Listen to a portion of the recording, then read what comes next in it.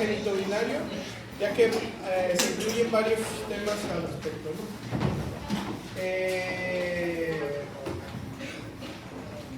Ok, vamos a ver, aquí uno de los más importantes que vamos a revisar es cómo se ve por radiografía convencional y algunos de los estudios contrastados, igual como lo vimos los que son de fluoroscopía, ¿no?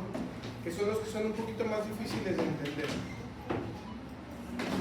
Bueno, ¿qué onda con el riñón? ¿Qué hubo le diría Jordi Rosado? ¿Qué hubo con el riñón en la radiografía convencional?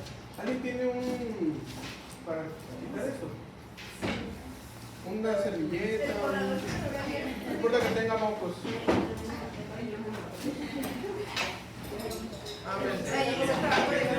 Ese de ahí no. Ya mira, ya corto. Muchas gracias.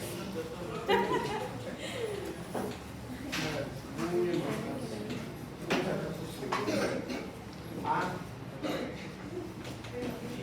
Entonces, sabemos que el riñón son dos riñones que se encuentran en el espacio retroperitoneal que, de acuerdo a las 5 densidades radiográficas, de manera normal es de densidad agua. Su ubicación es paravertebral. El derecho está un poquito más abajo que el izquierdo. Y eso incluso se los mencioné cuando hicimos la práctica de ultrasonido, ¿no? Hay que conocer la localización anatómica y el eje de los órganos para poder obtener buenas imágenes, ¿no? Entonces su eje es de atrás hacia adelante, de arriba abajo y de afuera hacia adentro, ¿no? Bueno, aquí hay un factor de magnificación que no es tan importante con respecto como lo es en el corazón, ¿no? Entonces aquí estaríamos buscando los riñones. No siempre se ven en una radiografía. ¿Qué radiografía es esta? La simple de abdomen. Una radiografía simple de abdomen. No habíamos dicho que cuando sea una radiografía simple de abdomen se toma con el paciente acostado. Entonces aquí alcanzamos a ver nada más el poro inferior de este riñón. Aquí vemos un poquito del borde del riñón derecho, que estaría de este lado, ¿no? Aquí sí vemos este músculo que está aquí. ¿Cuál es? Ese es el músculo psoas ilíaco, ¿no? Muy bien. Que dijimos que lo íbamos a mencionar o valorar en el apartado de tejidos blancos. Bueno, aquí estamos viendo algunas de sus características. El tamaño normalmente es menor de 12 centímetros en el paciente adulto. Los pacientes pediátricos, hay unas tablas que nos dicen cuánto debe de medir un riñón, hasta qué medida debe de tener en un paciente de 1 año, de 2 años, etc., ¿no? Y de esto, nada más. Ok, como una referencia radiográfica, cuando no sabemos, estos riñones deben de medir no más de 4 cuerpos vertebrales. Sabemos que un bebé pues, va a tener los cuerpos vertebrales más chiquitos, entonces sí va a haber una proporción que se puede tratar de indicar. Entonces, ¿cuántos cuerpos vertebrales tiene este riñón? Sí lo vemos, ¿verdad? Aquí ahora sí ya lo vemos, ¿no? El riñón izquierdo y el riñón derecho. ¿Alguien no lo ve? Entonces, ¿cuántos cuerpos vertebrales corresponde este riñón? 3 y cachito, ¿no? Muy bien. Este coincide con el reborde inferior del cuerpo vertebral de L2 y rebasa ligeramente este, ¿no? Entonces, 3 y cachitito. ¿Ok? Dijimos que este un poquito más arriba que el derecho. Entonces la densidad de estos es densidad agua, ¿no? Aquí estamos viendo un ejemplo, lo vamos a ver ahorita, de una fase de eliminación del medio de contraste en una urografía excretora. ¿Okay? Aquí, ¿cuáles son las estructuras que estamos identificando? Serían los cálices renales. Aquí ¿qué estructura iría aquí? Es la papila renal, el cáliz renal, los cálices menores que forman cálices mayores y la pelvis renal y el uréter. ¿Sale? La unión hielo-ureteral y vemos como si está pasando el medio de contraste. Esto sería un estudio normal. ¿Ok? Bueno, esta anatomía está normal. Vemos un poquito más densos los riñones, se ven un poquito más precisamente porque tiene medio de contraste el paciente. Bueno, los cálices van a ser unas estructuras que tienen forma de copa, como el cáliz de la iglesia, ¿no? El cáliz de la vida, etcétera, etcétera. Normalmente se pueden dividir en grupos y hacia su borde externo coincide, o su relación anatómica es con la papila renal, y su borde interno se fusionan hacia los cálices o para formar los cálices mayores, ¿no?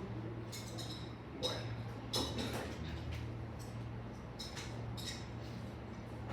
La pelvis renal, que es esta estructura que estamos viendo aquí. Esta es una imagen, no lo hemos casi comentado y ya es casi, no se utiliza tanto en los estudios, en las salas de fluoroscopía. Se pueden obtener imágenes como lo que les mencionaba, los que han ido a la mastografía de la tomosíntesis, donde el tubo de rayos X se mueve ligeramente en un rango de 40 grados, 30, 40 o 50, dependiendo de lo que queremos ver. Y se elimina parcialmente el líquido que está por arriba y por abajo de una zona de interés y se obtiene un solo corte. Entonces, por eso es que se ve como que todo se ve borroso y resaltan las estructuras que estamos valorando. Se ve mucho mejor en las pelvis renales, ¿no? Entonces, pues la pelvis renal ya la conocen. Si no la conocen, ya la conocen a partir de hoy, ¿no? Los ureteros, que miden de 25 a 30 centímetros de longitud, tienen un diámetro de 2 a 3 milímetros y que van a tener estas porciones anatómicas. Tiene una porción abdominal, una porción ilíaca, una pélvica y una intramural o intravesical, ¿no? El espesor donde discurren a través de la pared de la vejiga, ¿no? Aquí que estamos viendo, ¿qué es esto? Es la vejiga, ¿no? Que gracias a que está eliminando el medio de contraste y se está depositando en esa cavidad, en esta estructura anatómica, pues por eso se puede identificar por radiografía, ¿no? Bueno, aquí estamos viendo igual otras imágenes. Estos son imágenes de un estudio que se conoce como urografía excretora, que lo vamos a mencionar más adelantito, ¿no? Donde le inyectaron, para los que todavía no lo entienden así, se está inyectando medio de contraste por vía parenteral del yodado. ¿Se acuerdan que vimos ayer varios estudios donde utilizábamos medio de contraste baritado, el sulfato de bario? Iba a ser por vía oral. Bueno, ese medio de contraste no se lo podemos inyectar a nuestro paciente, se nos muere si lo hacemos. Dijimos que cuando había riesgo de perforación o datos de obstrucción y queríamos hacer un estudio contrastado del tracto gastrointestinal, podíamos dar medio de contraste yodado, del que se inyecta, eso sí podemos hacer, pero al revés no. ¿Okay? Entonces, este medio de contraste, una de sus zonas de eliminación es la vía urinaria, su principal vía de eliminación. Este es el mismo medio de contraste que inyectamos, por ejemplo, cuando hacemos una tomografía en fase simple y contrastada. Pues en la fase contrastada le administramos el medio de contraste y podemos identificar algunas características anatómicas o incluso características de lesiones tumorales que nos pueden dar más información, ¿no? En este caso, estos estudios se hacen ¿en qué equipo se harán? ¿Cómo se les ocurre? ¿Cuál sería el método de estudio que tengo que yo saber utilizar para poder hacer una urografía excretora? Es por medio de fluoroscopía, ¿no? Entonces es un estudio que se hace con control fluoroscópico para ir viendo si está pasando el medio de contraste, dónde está, ya que vemos que sí está pasando, poder tomar las imágenes que estamos viendo, ¿no? Entonces se puede dividir el uréter también en tercios. Tenemos un tercio superior, un medio y un inferior, muy sencillo. De esto sí es importante, incluso clínicamente. Los ureteros van a tener 3 estrecheces fisiológicas. Una aquí, fíjense, incluso se ve muy bien aquí, una estrechez a nivel de la unión pielo-ureteral o ureteropiélica, en el cruce de los vasos ilíacos, que es aquí, y a nivel de la unión, no crean que se está uniendo aquí, ¿no? Se une por abajo de la vejiga, ¿no? Un poquito más hacia atrás y por abajo de la vejiga es donde está la unión ureterovesical. ¿Por qué es importante conocer estas estrecheces fisiológicas? Porque pueden ser zonas donde haya obstrucción, por ejemplo, por un lito, ¿no? Va el hito va avanzando y se atora ahí. ¿Dónde se va a atorar? Pues normalmente se atora aquí, se atora aquí o se atora aquí. ¿Será importante saber dónde se atora? Pues sí, ¿no? Va a darnos tanto, nos va a dar signos diferentes, como por ejemplo en una radiografía simple de abdomen, donde no haga yo un estudio contrastado, puedo tratar de buscar un lito en la vía urinaria, ¿no? No nada más en la pelvis renal, es decir, en el riñón, sino en el trayecto donde ahora ustedes que están viendo esta imagen saben que discurren los ureteros. O sea, si ven una calcificación aquí, pues saben que es muy probable que sea un lito. Si está aquí, si está aquí, si está aquí, si está por aquí, ¿sí me explico? Hay que saber dónde están los ureteros, que son radiotransparentes, que no vemos por radiografía convencional, para identificar los litos en una radiografía simple, ¿no? Bueno. Aquí están en un esquema estas mismas estrecheces: la unión pielo-ureteral, el cruce con los vasos ilíacos, ¿ok? Y en la unión de la vejiga. Si se dan cuenta que aquí la vejiga la hicieron hacia adelante, para poder ver dónde se insertan los ureteros. Aquí incluso se alcanza a ver cómo no se une aquí, cómo todavía el uretero sigue avanzando hasta el sitio de su unión, ¿ok? ¿Y qué onda con esta vejiga? Bueno, pues es un órgano muscular hueco, ya sabemos que sus paredes son musculares, y se encuentra posterior a la sínfisis del pubis, ¿no? Posterior y superior. Las paredes de 8 a 15 milímetros, cuando están vacías y llenas, normalmente pueden medir hasta 3 milímetros, dependiendo de qué tan distendido esté. Es como un globo. Si un globo está muy lleno, hasta se puede ver a través de él, ¿no? Y si está vacío, pues no. Entonces, pues normalmente pueden conectar de 300 a 500 mililitros de capacidad. La uretra, obviamente que vamos a tener diferente anatomía en la uretra masculina y la uretra femenina. Estas van a ser las porciones anatómicas de la uretra masculina. Tenemos una porción prostática, una membranosa, una vulvar, una peneana, y hay una que es la navicular, que está justamente en donde está el pene, que es un poquito más dilatada. Y la uretra femenina, igual una intramural, pélvica, membranosa, perineal, ¿no? Ok. Y esta va a ser mucho más corta, ¿no? Esta va a medir 4 centímetros en promedio, y la masculina de 15 a 20 centímetros, ¿no? Es una exageración, y los radiólogos la tienen de 25. La función de la uretra va a ser vaciar la vejiga y el paso del semen, ¿no? Perdón, era un chiste. El cuello de la vejiga y el meato de que van del cuello de la vejiga al meato uretral en la punta del pene, en el caso de los hombres, y obviamente en el meato uretral en el introito, por arriba del introito vaginal, ¿no? Aquí estamos viendo otro esquema donde se ve la fosa navicular o la uretra navicular en un pene, ¿no? Y sus diferentes porciones, ¿ok? La uretra posterior y la uretra anterior, un poquito más detallada en este esquema. La anatomía de la uretra masculina es mucho más importante, es muy delicada y luego genera muchas complicaciones en pacientes con hiperplasia prostática o al que les ha hecho intervencionismo en la uretra o que han sufrido trauma uretral, ¿ok? Aquí tenemos la uretra prostática, la membranosa, la vulvar, la peneana y la navicular, ¿ok? Es que la uretra, los centímetros no son de aquí a acá, pues, son desde acá. Desde acá. Ya entendí.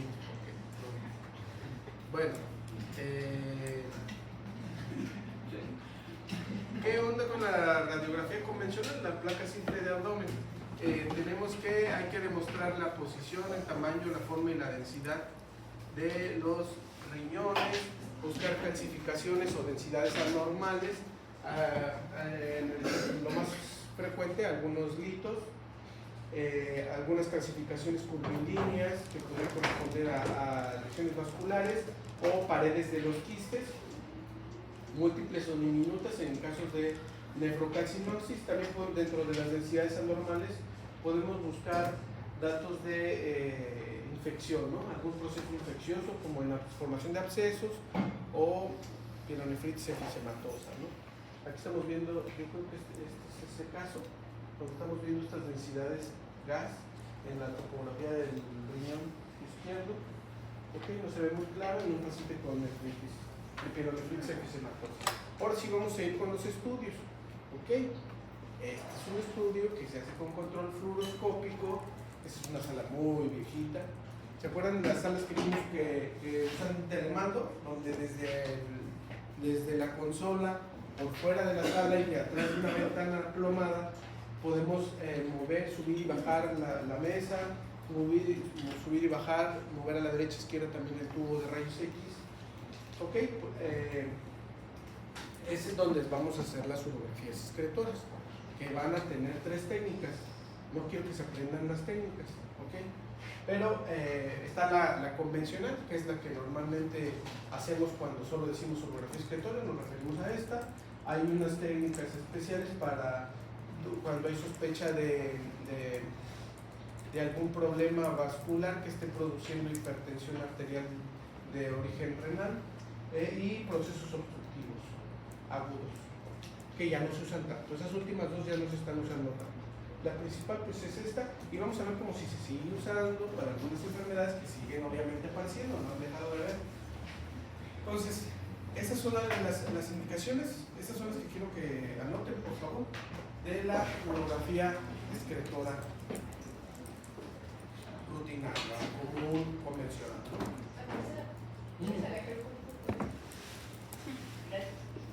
Pero mira, no se para ella, está acostada así.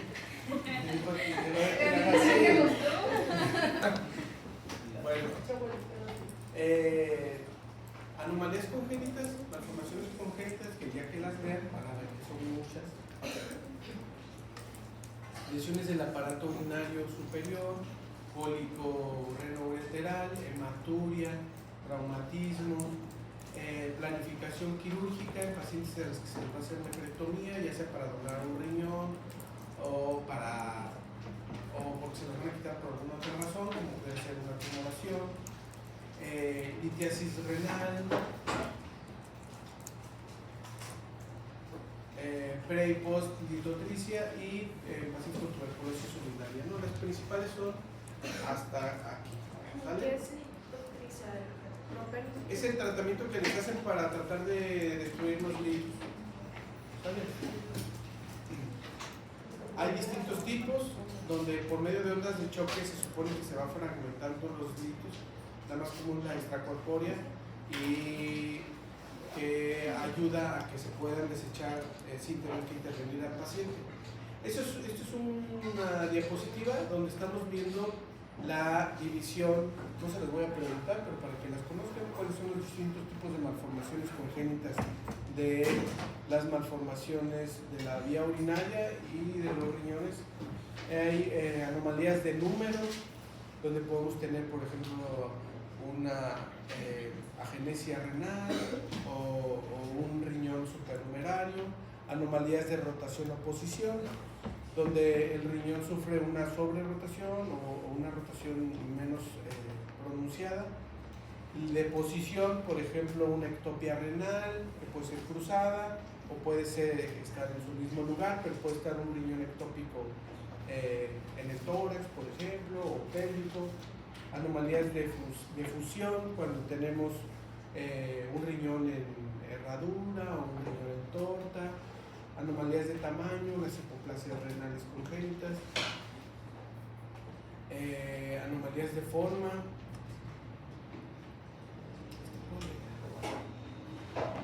No me acuerdo cuáles son las anomalías de forma.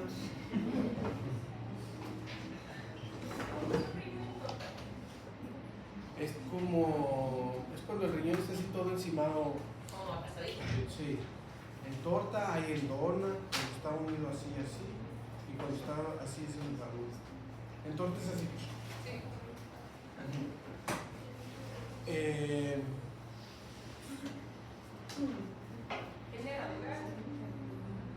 En herradura, si se unen los dos polos inferiores, queda como, es nada más la unión de los polos inferiores. Esa unión puede variar, puede ser únicamente a partir del tejido fibrótico, capsular o incluso parenquimatoso. ¿Sale? Luego tenemos anomalías de estructura como la esponjiosis renal, anomalías de la pelvis renal y del uréter, como la ectopia, bueno, el sistema, doble sistema colector, por ejemplo, que puede ser completo o incompleto, que es la más frecuente de estas, la estenosis renal congénita, estenosis UP, muy frecuente. Ok, bueno, hay muchas. Y cada una de esas malformaciones es un artículo grande. ¿Cómo se realiza este estudio?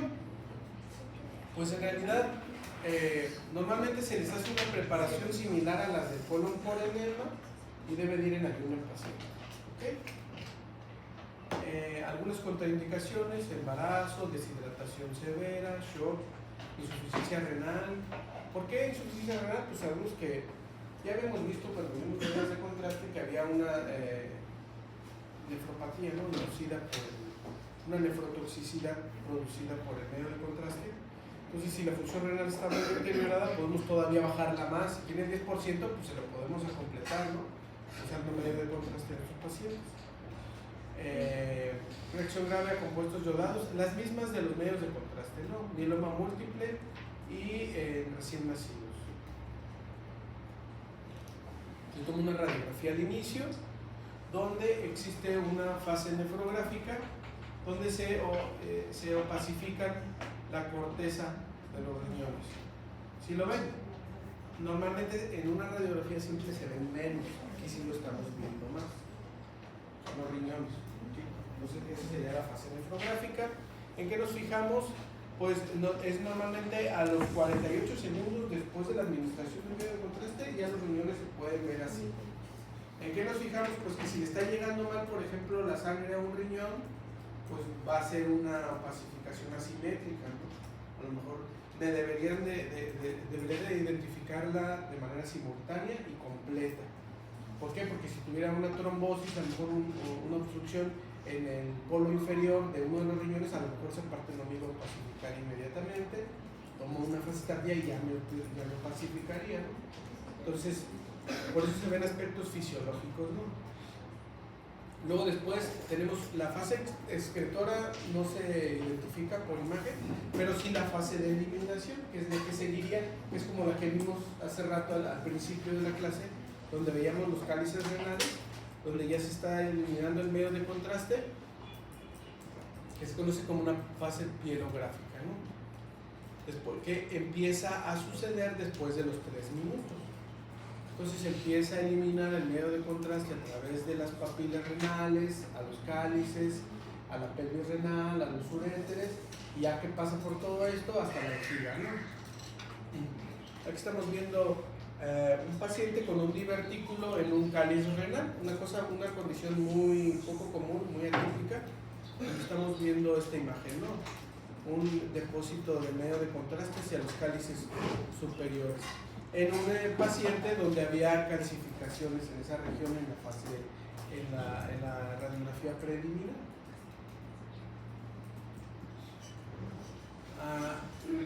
Más adelante ya podemos ver cómo sigue pasando el medio de contraste. ¿Alguien ve alguna normalidad en esto? Ok. ¿En dónde? En el riñón izquierdo, ¿no? Aquí lo que estamos viendo no es tanto litos. Son muy pocos los litos que por radiografía son radiotransparentes. ¿Okay? La mayoría de los litos en la vía urinaria sí se ven por radiografía convencional, pero sí existe un porcentaje muy bajo. Se supone que es del 10%. Yo en la práctica clínica yo creo que es menos. Está quemando las plantas del dedo. Y aquí estamos viendo unas lesiones, unos defectos de llenado que muy posiblemente serían radiotransparentes. En este caso, aquí lo estamos entonces definiendo como defectos de llenado y como que está ectásica estas dos cálices mayores, están como distendidos, ¿sí los ven? Entonces, en este caso se trató de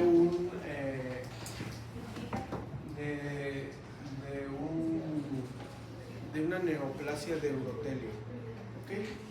donde es un carcinoma de células transicionales que está produciendo obstrucción, donde no lo vemos únicamente gracias al medio de contraste que se representa como esos defectos de llenar. ¿Okay?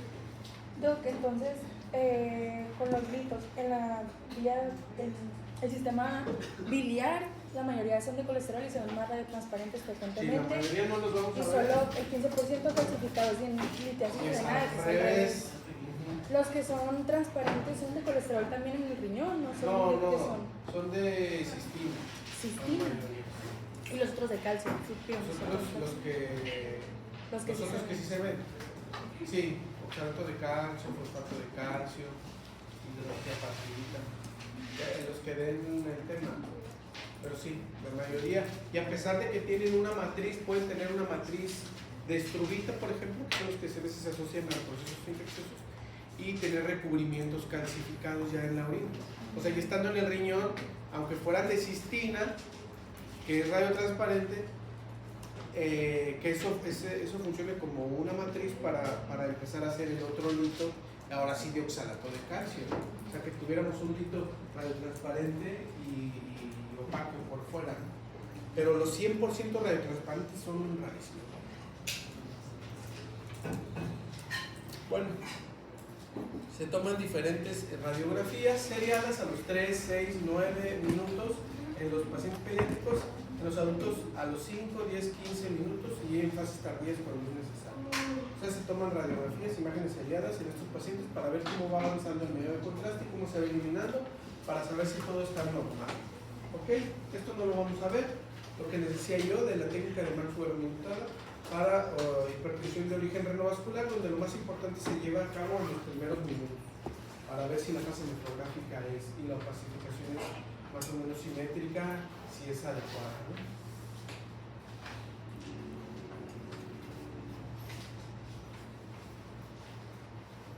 Okay.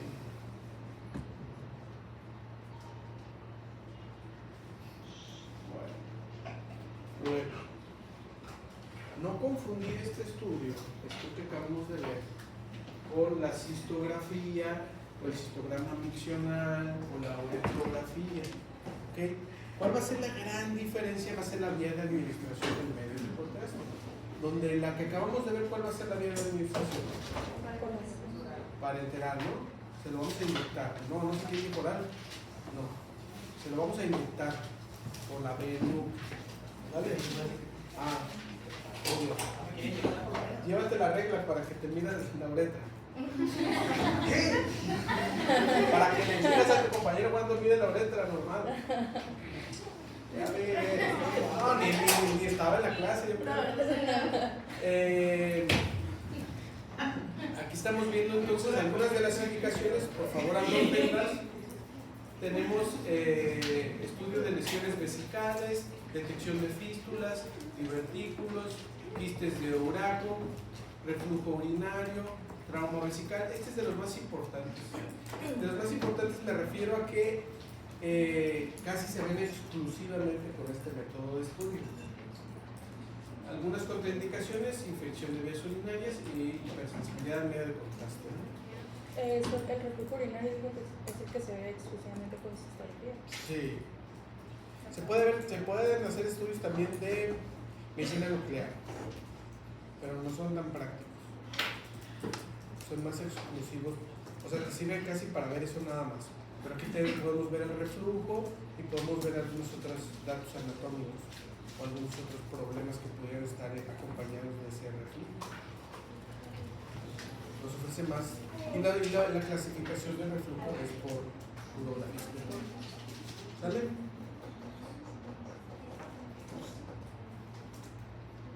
Y si además de hacerle la cistografía ponemos al paciente a orinar mientras lo evaluamos con rayos X, vemos cómo sale ese medio de contraste. ¿Se acuerdan de la imagen que vimos ahorita donde se veía la uretra? También puede ser útil para valoración de infecciones de vías urinarias recurrentes, evaluación de la uretra, reflujo vesíco-ureteral, también tiene una fase miccional, valvas uretrales posteriores, ureterocele o alteraciones en la micción. alteraciones en la misión, por ejemplo, pacientes con vejiga neurogénica. Y si tienen infección tanto en la uretra como en la vesícula, en la vejiga, porque la contraindicación en la anterior era esta infección. No, pero infección de vías urinarias recurrentes no quiere decir que en ese momento, si la trae en ese momento no se la haces. Pero si ¿Salió un niño? salió un niño, Sí, ¿le ¿hiciste el nombre o lo abandonaste? No, una de primero, pobrecillo. Ah, Le dije, ¿me ayudas? Y no quiso. muy bien. Pensé que no podía cargar cosas pesadas. Bueno, la cistografía, ¿ok? ¿Cómo es la técnica? Pues nada más, también nosotros la vamos a ver a fondo. Lo importante en la cistografía obviamente va a ser por dónde vamos a administrar el medio de contraste. Se pone una sonda de Foley, como las que yo creo que ya alguien no conoce las sondas de Foley. Pues es una manguerita, es un tubito que se mete por la uretra, muy incómodo. Más si el paciente es pudoroso, más fácil en mujeres que en hombres. ¿Okay? Tiene un globito al final que también se puede llenar, que tienen que llenar con mucho cuidado para no inflarlo cuando estén dentro de la uretra, porque solo se debe de inflar cuando estén seguros de que está dentro de la vejiga, y por ahí se administra el medio de contraste. ¿Okay? Ya que se administra el medio de contraste, se toman diferentes radiografías, se valora visualmente proyecciones antero-posterior, oblicuas y laterales que nos ayudan a diagnosticar. Normalmente, obviamente, ustedes tienen que solicitar ese estudio ya con un diagnóstico probable, ¿no? En casos de obstrucción de la uretra se pueden hacer punciones directas por vía suprapúbica, ¿ok? Se puede inyectar de manera directa, ¿no? O si tienen una cistostomía, normalmente cuando tienen una cistostomía también suelen tener una sonda, por ahí mismo se puede introducir el medio de contraste. Y aquí estamos viendo un ejemplo de cómo se ve la vejiga administrando por una cistostomía, ¿no? Este paciente tiene la uretra totalmente tapada, no podemos pasar la sonda Foley, se administra por aquí el medio de contraste y únicamente, ¿qué es lo que estamos viendo? Pues la vejiga llena, ¿no? Podemos identificar muchas de las enfermedades que ya se comentaron. Aquí estamos viendo cómo se está haciendo una talla suprapúbica para la administración del medio de contraste. ¿Y qué es lo que vemos anormal? Pues nada más este cuernito, ¿no? Es un paciente pediátrico, se tomaron las diferentes proyecciones. ¿Qué proyección es esta? Una AP, esta, lateral y la de allá. Fluoroscopía. La proyección de allá. Pues sí, Esto es una oblicua, ¿no? Oblicua del lado derecho. ¿Sale? Bueno, aquí estamos viendo, les decía yo, cómo se está llenando la vejiga. Tiene una vejiga grandecita, es un paciente pediátrico, vean la fisis. ¿Okay? Y donde podemos identificar aquí el inicio del reflujo vesículo-ureteral y cómo está muy distendido el uréter, ¿no? La anatomía toda alterada y grosera de los sistemas colectores del lado izquierdo. ¿Sale? Ese es un ejemplo. Y si le agregamos el componente miccional, ¿qué dijimos que íbamos a hacer? Pues una fase evaluar adicionalmente a lo que ya hicimos. Esto se parece al estudio que ya hicimos, que ya vimos, pero una fase miccional, ¿no? En este caso se trata de una uretra femenina, donde a veces pasa que la orina, cuando el paciente está acostado y orina, se le vuelve a meter por la vagina, por eso se ve esta imagen, ¿no? Pero eso no es patológico. Entonces, esa sería una cistografía miccional. Si quieren valorar también cómo es la dinámica de la paciente cuando orina, ¿no? Hay otros estudios como este que ya son menos conocidos, que también tienen sus indicaciones, que se llama pielografía retrógrada. Hay retrógrada y hay anterógrada. La retrógrada quiere decir que vamos a entrar por la vejiga y la anterógrada que vamos a entrar de manera directa desde la piélora, ¿qué le suena? A la pelvis renal, ¿no? Bueno, entonces hay que usar para no hacernos bolas entre tantos estudios, la etimología de las palabras, ¿no? Nos va a orientar, nos va a ayudar. Entonces, ver la anatomía pieloureteral no demostrada de manera satisfactoria por otros métodos de estudio, demostrar la presencia o áreas de estenosis, defectos de llenado y previo a procedimientos intervencionistas. Podría ser yo. Tengo un paciente, dentro de las contraindicaciones de la urografía excretora, ¿cuáles recuerdan? ¿Cuáles dijimos?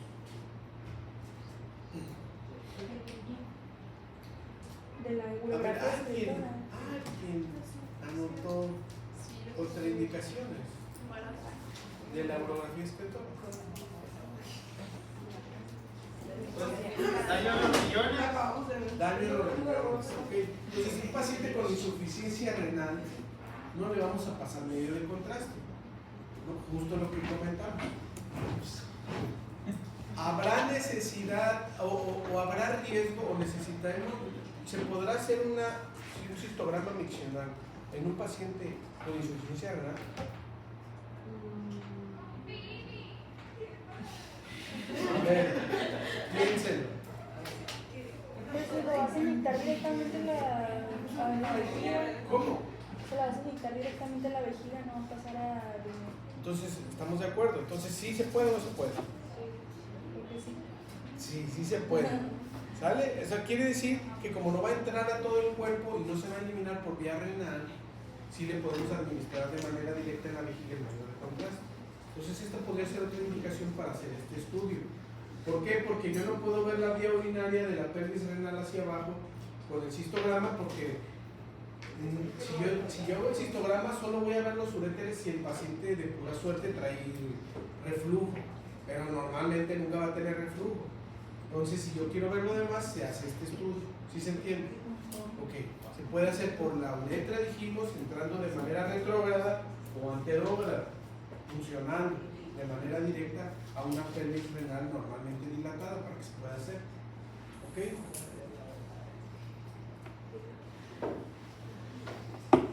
Normalmente en este caso el urólogo tiene que colocar una sonda guiada por cistoscopía.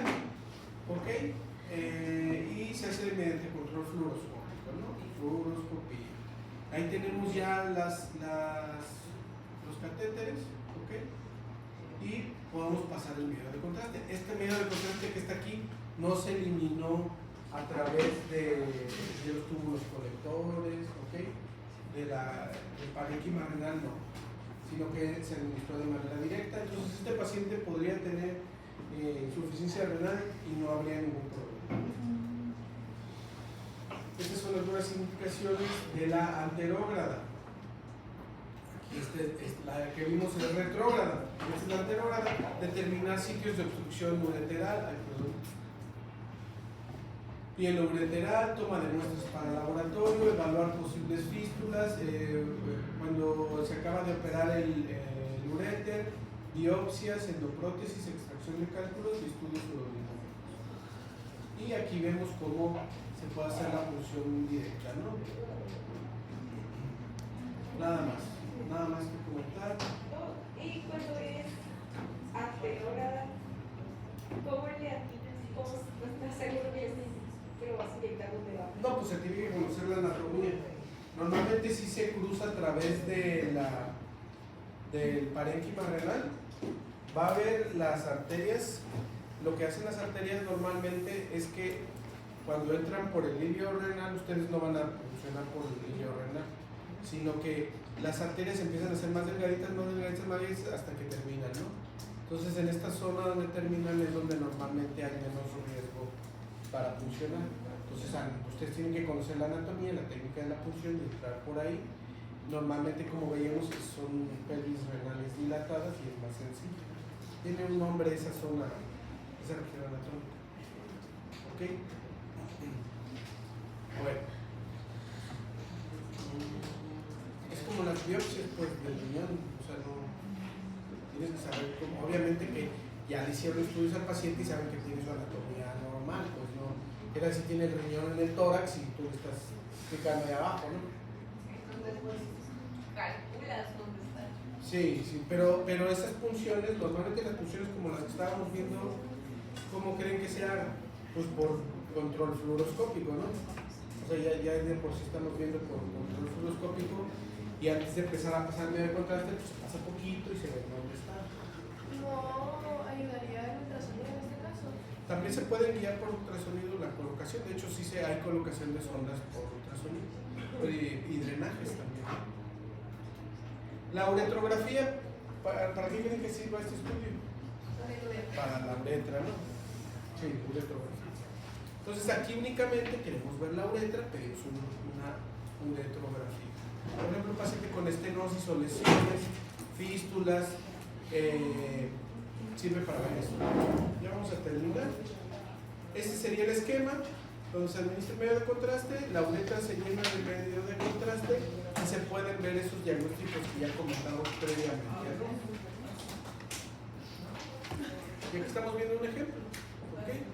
De una uretra y cómo pasa el medio de contraste hasta la vejiga. ¿La vejiga me interesa? No. Sabemos que nuestro paciente de donde está mal es de la uretra, entonces únicamente le mandamos. Es como el esofagograma, que nada más queremos ver por esófago, pero en región 4. ¿Es normal ese grosor? No, aquí se observa una zona de estenosis, ¿ok? En este segmento. Esto está normal, pero sí está un poquito dilatado, pero porque aquí hay estenosis.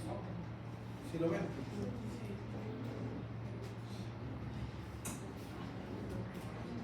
Y hay una también anterógrada cuando no se pueden pasar las ondas, ¿no? Pero ya, eso es más, se entiende, ¿no? Que se inyecta de manera directa a la vejiga y de ahí se hace el paciente. Bueno, el ultrasonido ya hemos comentado estos temas. Básicamente ya lo vamos a ver cuando ustedes den los distintos temas que vamos a ver.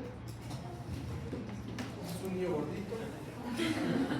Sabemos, los estudios de imagen disminuyen su sensibilidad en pacientes llenitos.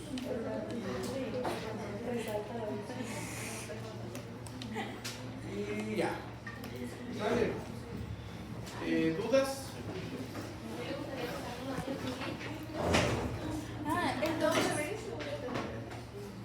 No, ¿de qué? No, la tomografía cuando roten.